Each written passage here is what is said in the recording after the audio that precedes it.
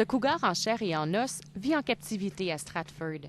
Le cougar sauvage, lui, est plus discret. Mais ils sont nombreux à l'avoir vu en estrie.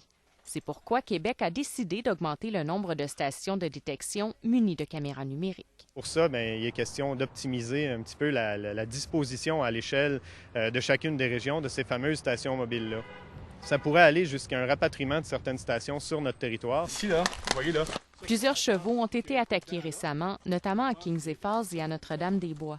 Le ministère des Ressources naturelles et de la Faune est incapable de confirmer s'il s'agit de l'œuvre d'un cougar.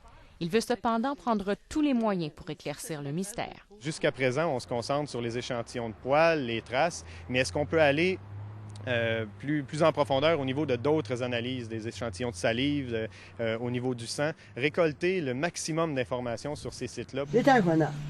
Si Québec attend une preuve, le propriétaire d'un centre d'observation de la faune à Stratford, lui, est convaincu que les cougars sauvages ont élu domicile en Estrie. Des témoignages de cougars vus, j'en ai, je peux en mettre 200 si vous voulez.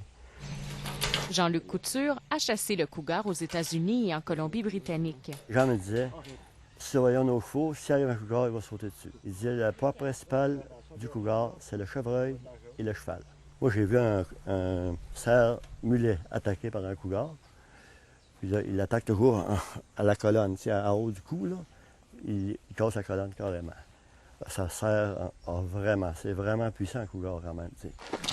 En attendant une confirmation en bonne et due forme, Québec invite donc les propriétaires d'animaux d'élevage à prendre certaines précautions.